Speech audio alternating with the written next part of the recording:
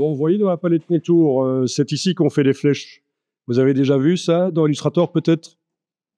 On va tester ça ici. Ça peut servir. Parce que ça peut être un élément graphique en plus, une flèche.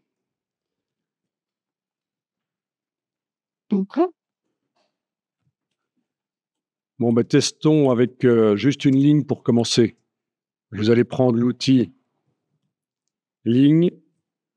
Alors, ce serait peut-être pas une mauvaise idée d'aller faire un nouveau calque pour ça. On va faire un calque qu'on va appeler élément graphique ou décoration.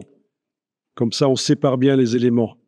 Dans la palette des calques, Alt-clic sur le signe plus,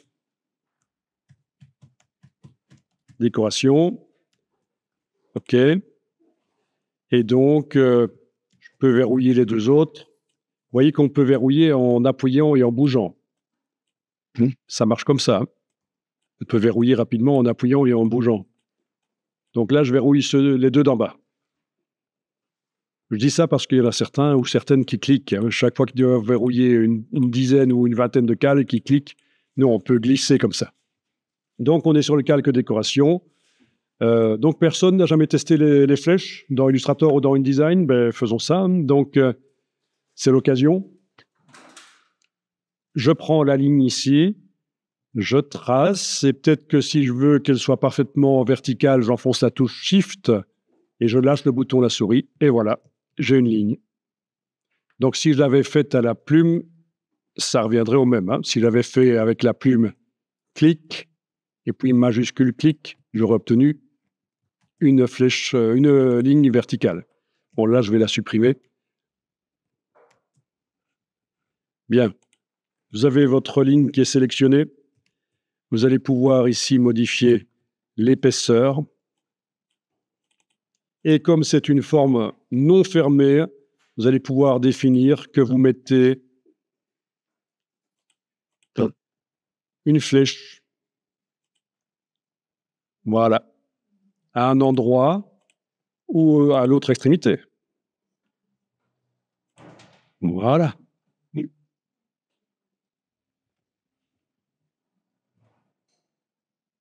Oui, on peut aussi inverser comme ça.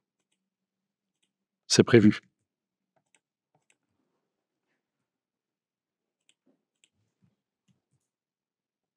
Bien.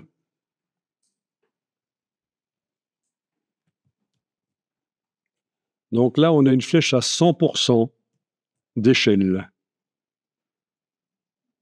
Ah oui, ça on verra après. Donc ça veut dire qu'elle bouge avec l'épaisseur du tracé. Par exemple, là j'ai un tracé à 2 points.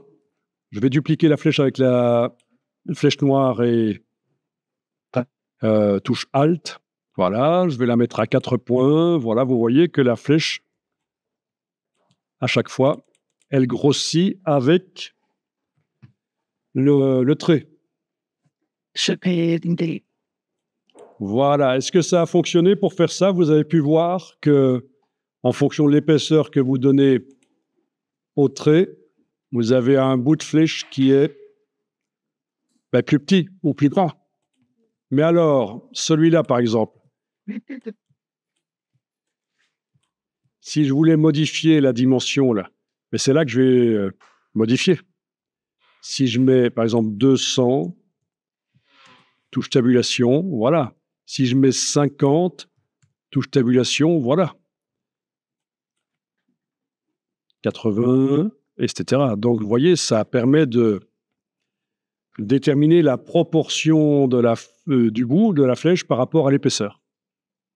Et là, on modifie dans les deux sens, largeur, hauteur, parce que c'est chaîné. Est-ce que ça marche? Vous voyez? Et là, vous avez est-ce que la flèche se met dans les limites du tracé ou est-ce qu'elle déborde? Donc ça, c'est aussi à voir.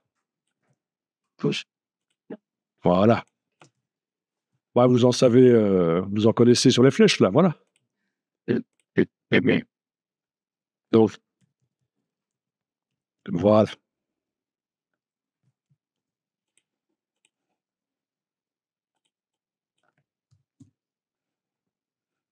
Donc, pour faire des schémas, ça peut être pratique dans plein de cas. Et c'est aussi un élément graphique, ça peut être intéressant.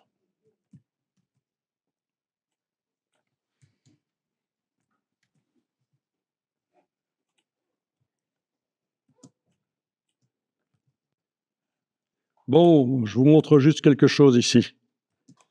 Regardez, ça vous allez tester après. Je vais faire un bloc elliptique. Enfin, ça va être un cercle parfait. Pendant que je le trace, j'enfonce la touche Shift, je lâche le bouton de la souris. Voilà.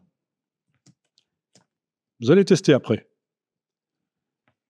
Au niveau du fond, il ne me faut pas de fond, et j'ai un contour noir. Je modifie l'épaisseur du contour.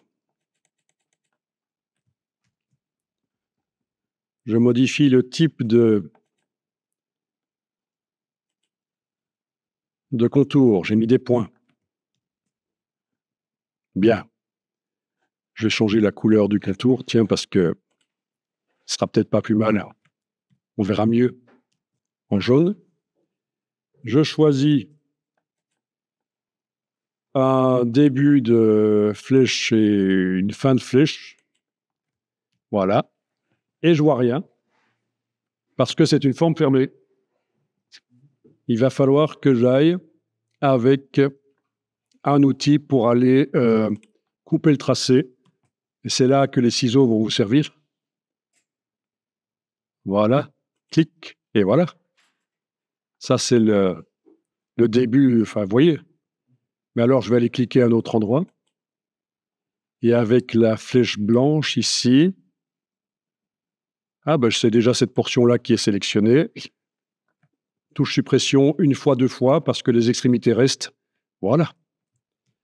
Donc ça peut être intéressant de faire ce genre de choses dans des mises en page pour des décorations, des éléments décoratifs. Vous voulez que je répète?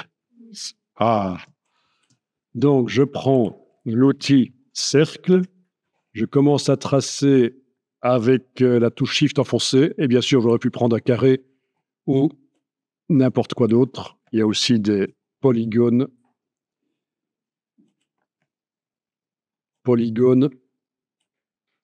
Pour avoir le nombre de côtés qu'on veut, il faut cliquer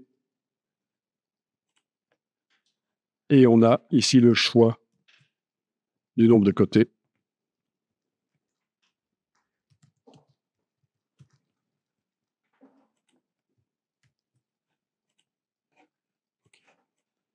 Donc, peu importe, je vais le mettre de côté, là. Ah tiens, j'étais en affichage aperçu, je me mets en affichage normal. Comme ça, je vois les choses qui sont sur le côté. Donc, vous avez le cercle. Le cercle est sélectionné avec la flèche noire. On enlève le fond parce qu'on n'en a pas besoin ici. On met un contour de la couleur qu'on veut. On modifie l'épaisseur. On lui met un type de trait comme on veut. Voilà, pointillé par exemple. OK. Les voilà. On demande qu'il y ait une flèche, mais ça ne va pas marcher. Ah, tiens, il y avait un cercle. C'est sympa. Voilà. Donc, il y a une flèche sur le tracé qui est actuellement sélectionnée, mais on ne le voit pas. Et donc, avec la paire de ciseaux, je vais aller cliquer sur le tracé pour couper. Cliquer à un autre endroit. Bien. Et avec, normalement, oui, avec la flèche blanche, on peut aller cliquer sur, sélectionner seulement la portion de tracé. Touche suppression sur le clavier, une fois, deux fois, et voilà. Allez-y, c'est sympa, ce genre de choses. Et bien sûr, on peut aussi aller chercher des choses dans Illustrator, des tracés qu'on a fait dans Illustrator, les copier-coller. Là, c'est dans InDesign. On peut...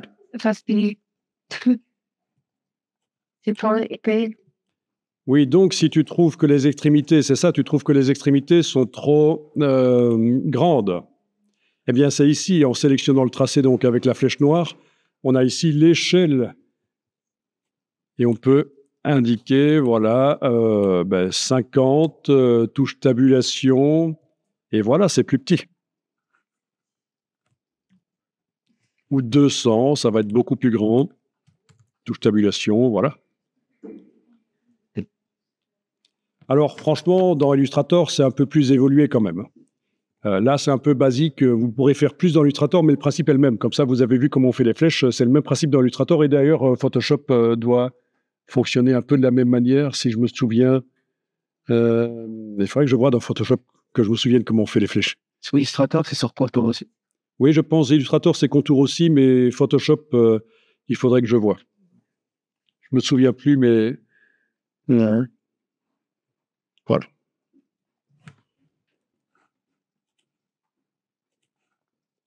Voilà, puisqu'on avait vu la flèche dans la palette contour, c'était l'occasion de le voir.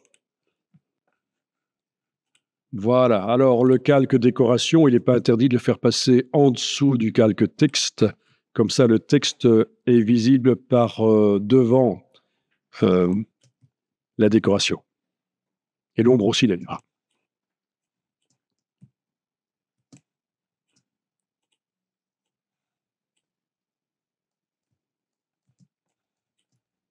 Voilà. Bon, après, il faut gérer les choses. Il peut y avoir 2 calques décoration. Voilà, décoration sous le texte. Il peut y avoir décoration sous image flottante, décoration au-dessus d'image flottante. Voilà, on peut faire différents niveaux.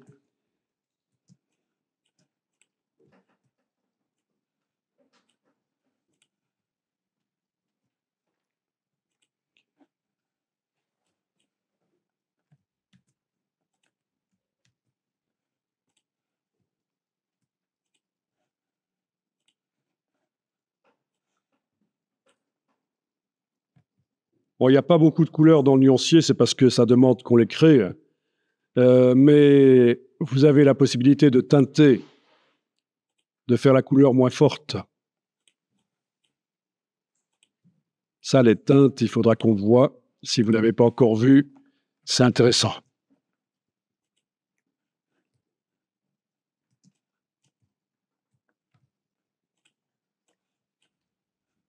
OK.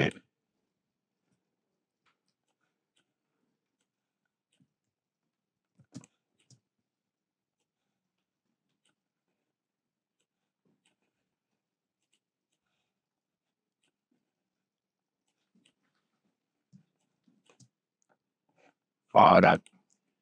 Donc, à vous de faire les choses.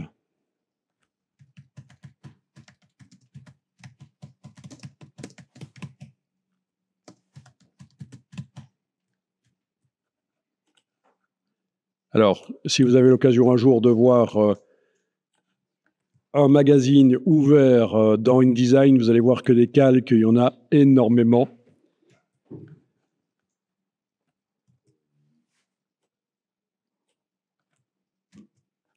Voilà.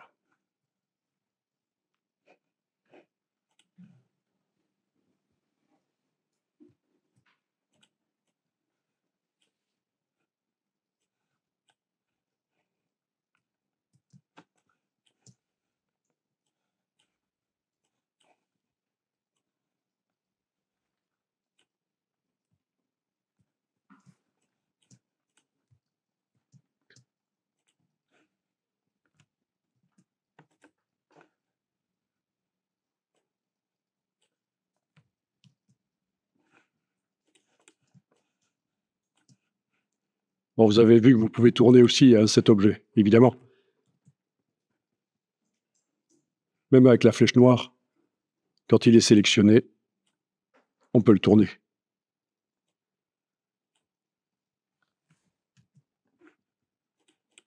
Bon, là, j'en ai un qui est sur un calque décoration au-dessus des images flottantes et j'ai l'autre qui est sur un calque décoration sous le texte. Donc, le texte passe par-dessus. Voilà.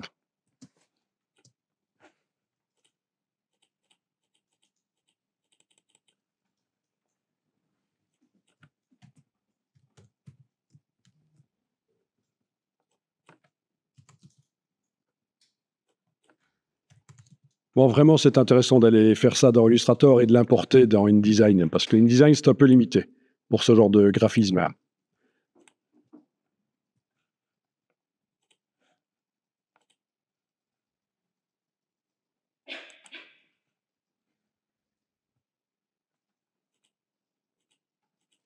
Et couleur des espaces, ça évidemment.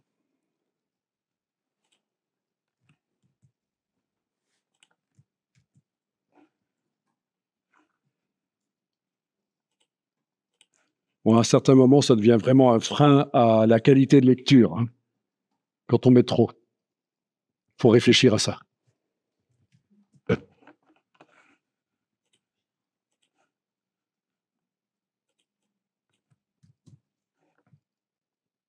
Ok, alors je déverrouille les calques qu'il faut. Je vous montre quelque chose ici. Je veux jouer sur le calque qui contient l'image. Donc, si je fais Alt-clic sur le verrou ici d'image flottante, tous les autres se verrouillent. Ça marche comme ça dans Illustrator. Alt-clic sur un verrou. Dans Photoshop, oui, dans Photoshop aussi. C'est option-clic, oui, Alt-clic sur un verrou et ça verrouille tous les autres. Voilà. Oui. Donc, il est possible que dans Photoshop, ça fasse autre chose. Je pense que dans Photoshop, Alt-clic fait en sorte que tous les calques, les autres calques ne sont plus visibles. Ah, c'est quand on joue sur l'œil, en fait. Ça marche comme ça ici aussi. Oui, Alt-clic sur l'œil fait en sorte que les autres ne soient pas visibles. Oui, donc dans Photoshop, ça doit marcher pareil. Donc, c'est Alt-clic à cet endroit-là, tu vois? Oui, faire juste Juste celle-là. celui-là et ouvrir les autres. Fermer celui-là et réouvrir tous les autres. Bonne question. Non, il faudrait que j'aille faire un petit tour vers Google pour voir comment verrouiller celui-là et déverrouiller tous les autres. Voilà, on m'a jamais posé la question. Mais sinon, en 2 fois, hein. Alt-clic et puis clic hein, sans la touche Alt. Voilà, ça marche. Bon, quoi qu'il en soit, j'ai ce que je voulais. Le calque image flottante est le seul qui n'est pas verrouillé. Regardez ça, ça va être assez facile. Vous sélectionnez le bloc et on voudrait qu'il soit circulaire maintenant au lieu de rectangulaire. Si vous avez un circulaire, ben, c'est l'inverse, vous voulez qu'il soit rectangulaire. Vous voulez changer la forme en tout cas. Comment vous faites? La forme du cadre, oui, la forme du bloc. À la place de rectangulaire, il faut que ce soit un cercle. Voilà. Il va falloir le faire en 2 fois, je pense. En tout cas, dans un premier temps, notre objectif, c'est d'avoir une ellipse à la place du rectangle. Vous voyez pas?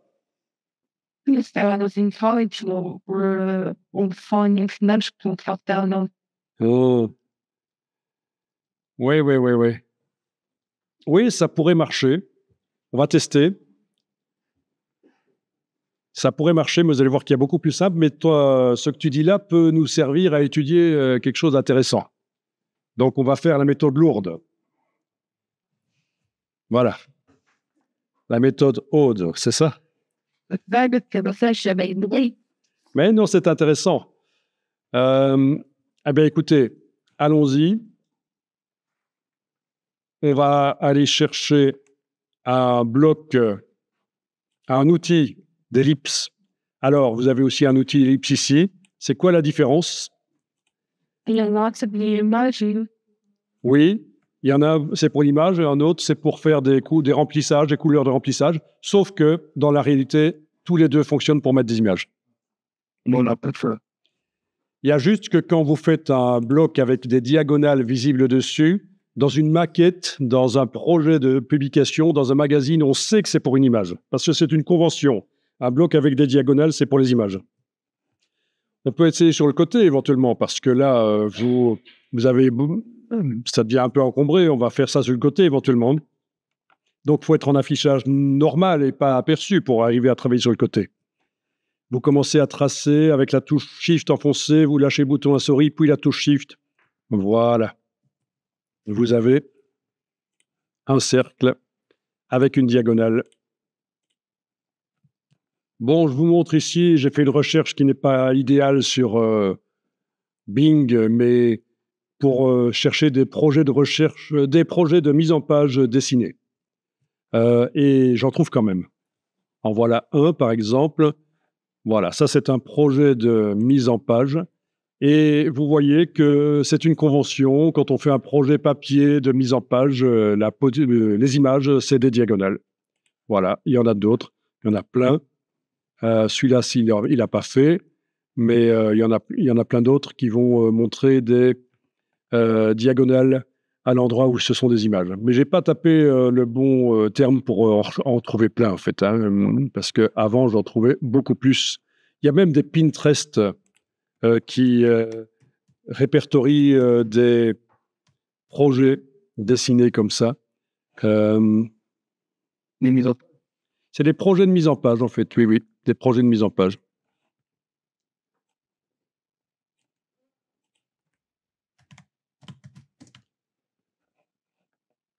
Bon, j'ai difficile de les retrouver ici, mais voilà, vous avez compris l'histoire. Hein, les diagonales, c'est ça, mais techniquement, ça ne fait pas aucune différence. Alors, ce qu'il faudrait, c'est arriver à faire la même chose sur ce bloc circulaire que ce qu'on a fait ici sur l'objet. Un contour blanc à l'extérieur, ombre, habillage de texte. C'est ça, hein, les caractéristiques de ce rectangle. Ben, c'est simple, il faut faire un style d'objet. Vous sélectionnez l'objet. Vous allez dans le menu Fenêtre, Style, Style d'objet.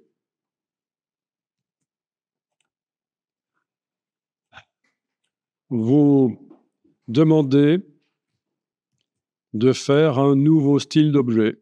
Dans la palette Style d'objet, un nouveau style d'objet. Fenêtre, Style, Style d'objet.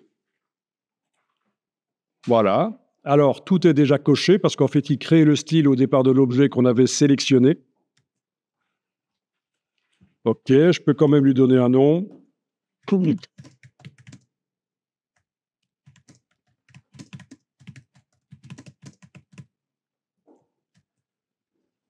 Quand vous faites un style, il faut toujours vérifier qu'il est indiqué ici d'après 100. Parce que parfois, il va vous proposer de faire un style d'après un autre style. C'est ce qu'on appelle le parentage de style. Mais ça, c'est du InDesign avancé. Il vaut mieux pas y toucher. Juste vérifier chaque fois que vous faites un style qu'il n'est pas l'enfant d'un autre style qui sera son parent. Donc, 100. Et ce sera valable pour les styles paragraphes, de caractères, etc. OK. Et donc, voilà le style qui est là. Vous sélectionnez le bloc circulaire, vous appliquez, et voilà.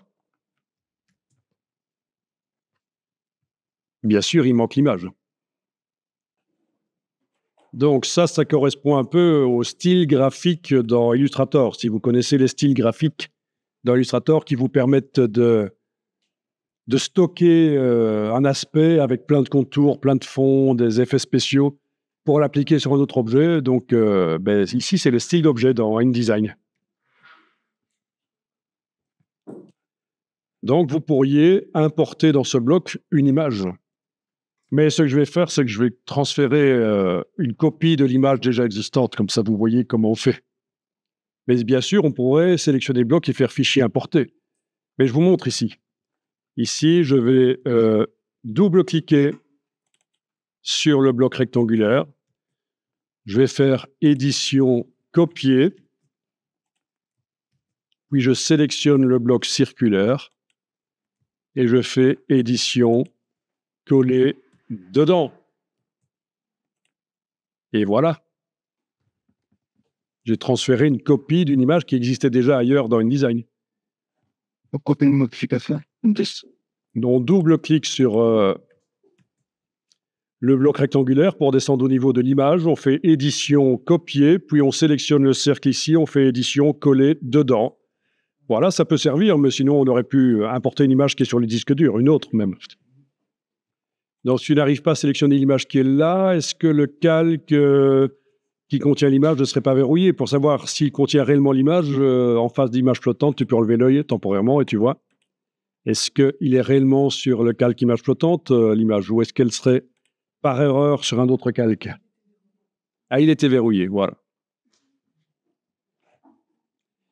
Et donc, voilà la solution, sauf qu'il y en avait une autre et tu l'as trouvée aussi. Bon, ben là, vous pouvez bouger le rectangle et aller mettre le cercle à la place, hein, c'est bon. Voilà. On a le cercle qui habille le texte. Mais alors, dans la palette habillage, il va falloir peut-être enclencher une autre icône, parce que pour l'instant, c'est la zone occupée par le cercle, la zone rectangulaire qui habille, comme vous voyez. Donc, Ouais. dans menu fenêtre, habillage de texte,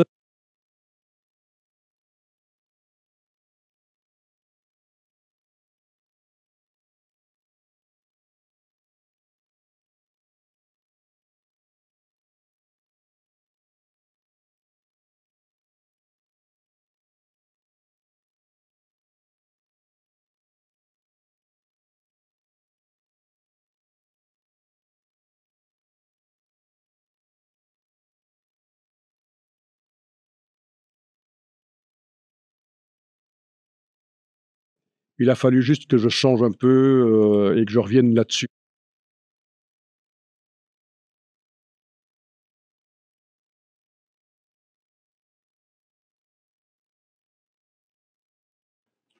Partir du rectangle et obtenir le cercle.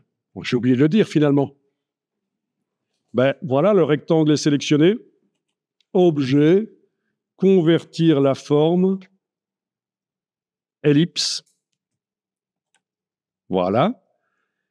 La dimension de l'ellipse est indiquée ici en largeur-hauteur. Attention, ne confondez pas avec XY. Ça, XY, c'est juste la position du point sur lequel on a cliqué là dans les points de référence.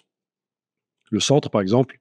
Le centre de l'objet est en XY à moins 138 par rapport au coin supérieur gauche de la page qui est le 0,0. Donc, confondez pas la dimension du cercle de l'ellipse avec son positionnement XY. Hein. Et donc ici, on a bien la chaîne qui est cassée. Donc, je vais pouvoir aller indiquer la même valeur de chaque côté. Par exemple, 120, touche tabulation, 120, touche tabulation. Et on a un cercle. Je double-clique. Je repositionne l'image à l'intérieur éventuellement. Alors, évidemment, ici, on fait des tests. Hein, ça ne ressemble pas à grand-chose. Mais c'est les bases, hein, c'est la technique. Est-ce que vous connaissez le site 50 millions de graphistes? Non.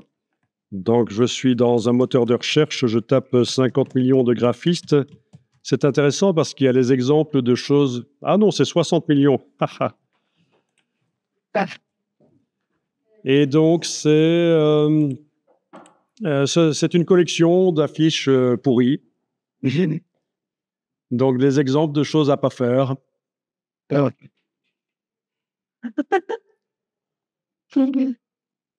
Eh oui. Et au contraire, si vous voulez trouver des bons posters,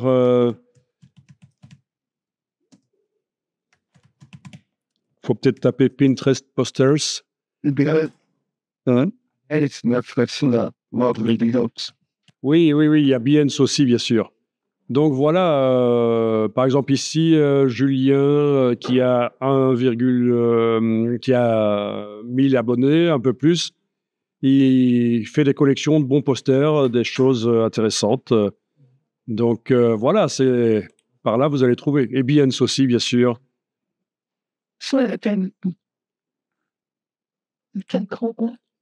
Donc vous avez le pire et le meilleur. Vous avez les collections dans Pinterest ou Behance ou d'autres, hein, et puis vous avez le pire, c'est 60 millions de graphistes. Ça fait mal quand on passe de l'un à l'autre. Le problème, c'est qu'il y a trop, quoi. C'est du remplissage, il n'y a pas assez de vide. Quoique celle-ci, à gauche, il y a quand même un peu de vide, mais voilà. Et puis le texte va vraiment de la gauche du poster jusqu'à la droite, ça remplit à fond. Le fond aussi. Mais il y a juste un petit problème avec ça, c'est que si vous devez faire un poster pour la foire au boudin d'un village, si vous ne faites pas ce genre-là, ils vont pas être contents. Voilà. Ils s'attendent à avoir du moche comme ça. Mais tu peux dire, ça va. Very bon. Ben oui, c'est ça le problème, c'est qu'il y a les habitudes. Même beaucoup de détails que pas comme. Ah, et puis mettre un maximum d'infos, oui. Enfin, voilà, c'est un genre C'est pas. très intéressant pour voir ce qu'il ne faut pas faire.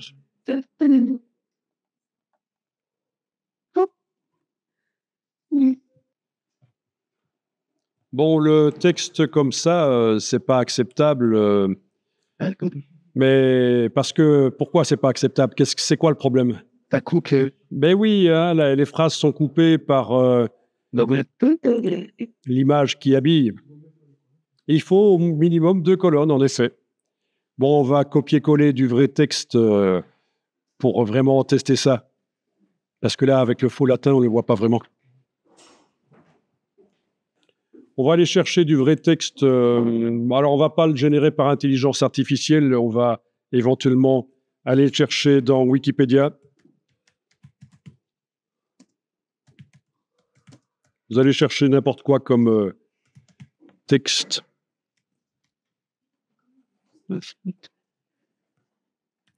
Et on va le coller à la place du vrai texte. Non, justement, du faux texte. Du texte qu'on a actuellement. Voilà, vous allez dans un article Wikipédia au choix et vous allez trouver un paragraphe, voilà, que vous sélectionnez et vous copiez. Et alors, ici, dans InDesign, je mets le curseur texte dans le bloc texte, mais apparemment, il ne veut pas parce que le calque du bloc texte doit être verrouillé. Mais voilà, on le déverrouille. Donc, je mets le curseur texte dedans, je fais un commande A, donc c'est édition tout sélectionné. Je colle, et voilà, on a du vrai texte. Si on n'a pas assez, je vais rechercher. Donc, je suis allé faire une recherche sur un article Wikipédia, peu importe lequel. Ça peut être l'article du jour en page d'accueil, peu importe. Alors, vous remarquez que les hyperliens ne se collent pas en tant qu'hyperliens. Donc, ce qui est bleu et cliquable là dans Wikipédia ne se colle pas. C'est récupérable. Hein. Il y a une astuce. Si vous faites des documents interactifs, il y a des astuces. Voilà, on a du vrai texte, du coup. Donc, il s'agissait, une fois que vous avez copié dans Wikipédia, de cliquer avec l'outil texte dans le bloc de texte. Il faut parfois déverrouiller le calque texte et le sélectionner. Faire un commande A pour tout sélectionner, donc édition tout sélectionner, et puis édition coller. Et ça a collé par-dessus ce qui était sélectionné. Et voilà. Et donc, c'est là que vous voyez que c'est foireux. Quand on fait de l'habillage de texte comme ça, on ne peut pas obliger les gens à suivre la ligne de l'autre côté. C'est foireux. Il faut faire des colonnes. Et c'est facile à faire, les colonnes. N'oubliez pas d'enregistrer de temps en temps, parce que si vous faites quelque chose et que vous ne comprenez pas comment vous en sortir, vous ne comprenez plus rien, vous aurez au moins la version d'avant. Quand on fait des choses complexes, c'est toujours une bonne idée. Bon. Donc, il nous faut 2 colonnes de texte au minimum, peut-être même 3, mais en tout cas, pas une seule colonne. Là, c'est une seule colonne. Donc, comment est-ce qu'on va faire? On va tester. Ah oui, on pourrait avoir 2 blocs. C'est une solution d'avoir 2 blocs. Ça peut être intéressant. Ton idée peut être intéressante. Pas fait un effort. Non. Allez, je vais vous montrer. Vous sélectionnez le bloc avec la flèche noire, Ouais. le bloc de texte. Oui. Vous faites commande B, donc c'est menu objet, option de bloc de texte. Et ici, qu'est-ce qu'on trouve? La possibilité de faire des colonnes dans un bloc de texte. Voilà. Avec la case aperçu cochée, vous voyez derrière ce que ça donne et vous avez même la taille de la gouttière. Voilà. Bon, ben, ça c'est pas mal. Qu'est-ce que ça donne quand on regarde en affichage aperçu? Ben voilà, ça donne ça. Peut-être que le texte colle de chaque côté de la colonne, mais ça c'est d'autres histoires. Le texte justifié, ce sera pour la prochaine fois qu'on va étudier le texte justifié, je pense, parce que ben voilà, il y a beaucoup à dire là-dessus. Le texte justifié, vous voyez ce que ça veut dire? Non. Ça ne veut pas dire que j'essaye de vous convaincre que mon texte est bien, hein, j'essaye pas de le justifier. Hein. Le texte justifié, ça se fait de plus en plus.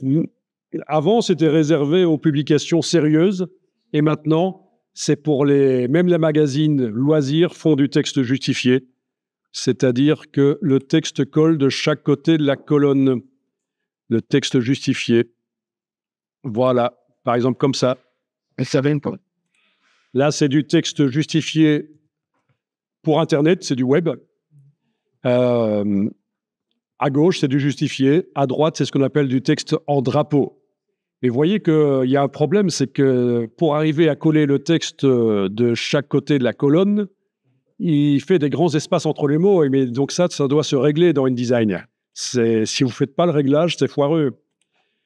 Qu'est-ce qu'on a d'autre comme texte justifié? Oui, voilà, des exemples vite faits. Hein, du texte qui colle de chaque côté de la colonne, c'est du texte justifié.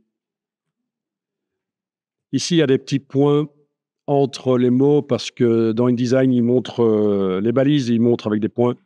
Je pense que ça doit être ça qu'on voit. Voilà. Voilà. Aligné en drapeau à gauche, c'est ce qu'on voit ici à gauche. Et justifié, c'est ce qu'on voit à droite avec les problèmes. Oui, mais ça se règle. Il faut connaître l'astuce. En 10 minutes, c'est expliqué. Et ça règle plein de problèmes. Et donc, c'est ce que je disais, hein, le texte devrait peut-être être justifié, c'est-à-dire collé de chaque côté de la colonne, mais on ne va pas le faire ici. On va dire que c'est bon comme ça. OK, et c'est interactif. C'est ça qui est génial ici. Si je désactive, si j'enlève le verrou en face de l'image flottante, je peux bouger. C'est interactif.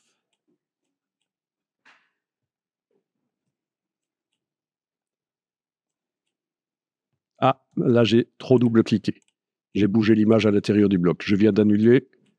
OK, voyez le principe donc. Hein. Il ne faut pas que ça nuise à la lecture. C'est ça la limite. Il ne faut pas que les choses qu'on fait nuisent à la lecture.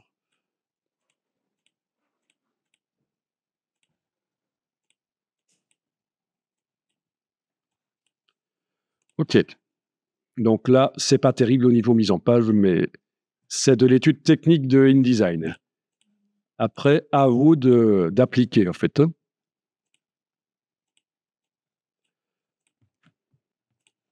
Et pour appliquer, rien de tel que d'aller voir des bonnes publications, sur Pinterest notamment. Et alors, une astuce, parce que là, tout à l'heure, on est allé voir des posters, mais si vous voulez trouver des bonnes publications de magazines sur Pinterest, il faut taper Pinterest. Magazine Layout Grid, parce qu'on utilise des grilles modulaires. Ouais. Voilà, et vous allez tomber sur plein de choses que je suis en train de cliquer avec la touche commande enfoncée pour ouvrir ça dans de nouveaux onglets. C'est pas ça qui manque. Il y a plein de gens qui étudient la mise en page et qui prennent comme référence des magazines existants, ils les photographient, ils les mettent en ligne et ils montrent parfois les grilles, parfois pas. Donc voilà, chaque fois il faut aller voir le magazine. Donc ça c'est très intéressant. Plein d'exemples. Mais les grilles modulaires, c'est du design avancé, c'est pas très très difficile. C'est une des manières de faire de la mise en page dans InDesign, par des grilles modulaires. Donc, c'est des quadrillages qui sont sur les pages pendant qu'on place les objets, et puis évidemment, ça ne s'imprime pas, mais quand on regarde la mise en page, on a une sensation de structure, en fait. On a une sensation que ça n'a pas été placé n'importe comment.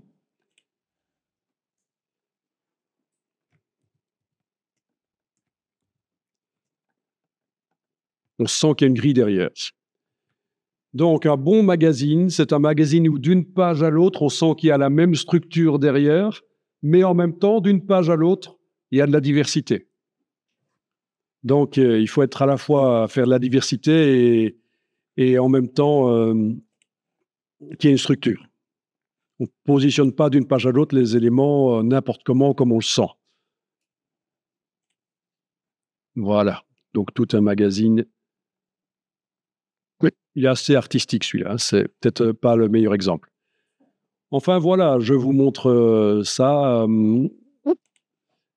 pour que vous compreniez que ça existe, les grilles pour faire les mises en page. Voilà, ce genre de choses, c'est basé sur une grille. OK.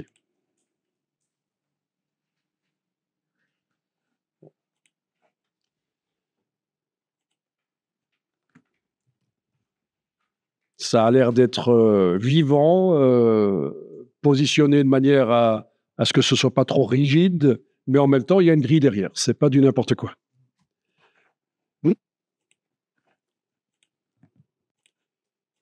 Et donc, si vous devez repositionner le bloc texte, ben d'abord, il faut déverrouiller le calque qui contient le bloc. Et il ne faut surtout pas prendre l'outil de transformation, parce que ça va étirer le texte. Voilà, je vais le faire encore plus, comme ça vous allez voir. L'outil de transformation sur un bloc texte, non, ça ne va pas. Sauf si on enfonce la touche Shift et qu'on décide de faire le texte plus petit. Alors oui, ça marche. D'accord, ou plus grand. Mais si on n'enfonce pas la touche majuscule, la touche Shift, faut oublier. Donc redimensionner un bloc texte, c'est avec la flèche noire. Et là, je vais pouvoir le faire coller éventuellement de chaque côté des marges. Voilà.